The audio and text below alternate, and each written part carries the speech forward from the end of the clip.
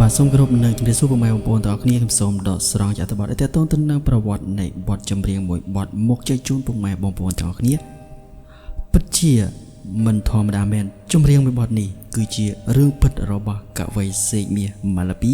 ជាមួយនឹងនារីម្នាក់នៅខេត្តកំពង់ចាមពុកម៉ែបងប្អូនទាំងអស់គ្នាបានដឹងហើយថាកវីពីសម័យដើមពូកែតាក់តែងចម្រៀងតែម្ដងជាពិសេសគាត់បានផ្សារភ្ជាប់នៅទេសភាពស្រុកស្រែតាមភូមិជនបទបូករួមជាមួយនឹងសម្រស់នារីជនបទស្រែចំការដែលពេលខ្លះចម្រៀងទាំងអស់នោះគឺបានលីឡំជាមួយនឹងរឿងរ៉ាវពិតរបស់គាត់ថែមទៀតផងដែលធ្វើឲ្យចម្រៀងដែលបានផលិតចេញមកគឺពិរោះរំដំចិត្តអ្នកស្ដាប់តែម្ដងជាស្ដែងដូចជាចម្រៀងមួយបទនេះដែលមានចំណងជើងថាមលិះលាចាក់តងដែលជារឿងរ៉ាវពិតរបស់កវីសេកមាសម៉ាឡាពី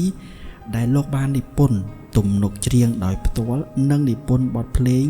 ហើយច្រៀងដោយអត្រាសំឡេងមាសសៀនស៊ីសមុទ្រហើយសម្រួលតន្ត្រីនិងផ្លុំត្រុំប៉ែតផ្ទាល់ដោយលោកនូញងថតនៅក្នុងសារីកាសែតពុះមាសលេខ4ឆ្នាំ1974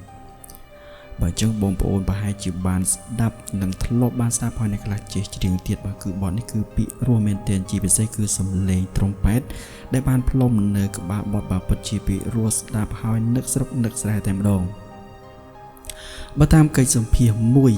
របស់លោកសេងតារាបានឲ្យដឹងថាបទនេះគឺជារឿងរ៉ាវស្នេហាពិតរបស់កវីសេកមាសម៉ាឡាពីនិងនារីម្នាក់នៅភូមិទួលស្បូវដែលលោកពីចំនួននោះគឺជាចៅហ្វាយស្រុកកំពង់ចាមហើយបានចុះទៅមើលការងារនៅតំបន់នោះក៏ប្រទះភ្នែកនឹងក្រមុំជនបទដ៏ស្រស់សោភាប៉ុន្តែបន្ទាប់អំពីបានដឹងថាលោកមានភរិយាទៅហើយដែលធ្វើឲ្យនារីគូស្នេហ៍ក៏បានសុំលោកបែកហើយបានរៀបការជាមួយនឹងគូថ្មីដែលធ្វើឲ្យកវីយើងបានត្រឹមតែស្ដាយស្រណោះនិងផ្ញើនៅមនោចេតនាទៅនាងតាមអត្ថន័យនៃបទចម្រៀង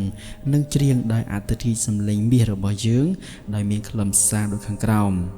ភ្នំប្រុសភ្នំស្រីដីកំពង់ចាមប្រឡាក់ជាប់ស្នាមដាមជីវិតខ្ញុំដំណក់ទឹកភ្នែកនៅទន្លេអ៊ំបឹងស្នាយស្ដាយមុំលិះលាចាក់តងអោភូមិទួស្បូវនៅចាំឥតភ្លេចនៅពេលថ្ងៃលិចម្លិះរួតចាំបងសារិកាសួរមេឃសេកសួរបង្កង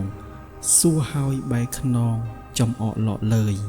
បាទចឹងគឺបទចម្រៀងរបស់គាត់និពន្ធគឺភាគច្រើនផ្សារភ្ជាប់ជាមួយនឹងឈ្មោះរបស់គាត់តែម្ដងបាទគឺឈ្មោះសេកមាសចឹងនៅត្រង់ចំណុចរើហ្វ្រាំងលោកបាននិពន្ធថា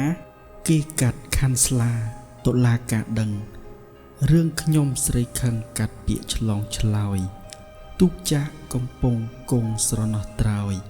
ទន្លេបិទអើយបោះបង់ភក្តីកំពុងដើមពោមុខវត្តដីដុះធ្លាប់ឡើងធ្លាប់ចុះធ្លាប់ដឹកដៃស្រីភ្នោកខ្សាច់កោះប៉ែនដានជើងថ្មីទុកជាសាក់សីហៅស្រីវិលវិញបាទចឹងនេះគឺជាអត្ថន័យនៃបទចម្រៀងដ៏សែនពិរោះដែលផ្សារភ្ជាប់ជាមួយនឹងជីវិតរឿងរ៉ាវស្នេហាពិតរបស់កវីសេកមាសម៉ាឡាពីបាទចឹងជុំវិញរឿងរ៉ាវរបស់កវីសេកមាសម៉ាឡាពីគឺមានច្រើនមែនទែនបទចម្រៀងរាប់ពាន់បទ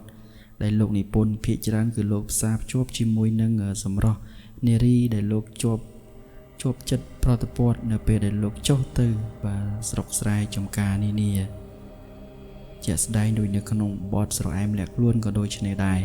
បើចឹងសូមបញ្ចប់នៅថ្ងៃនេះតែត្រឹមនេះសិនឯបងប្អូនដែលមិនទាន់បានចុច Subscribe បាទសូមចុច Subscribe ដើម្បីទទួលបាននូវបទផ្សេងៗទៀតបាទសូមអរគុណសូមគោរពលា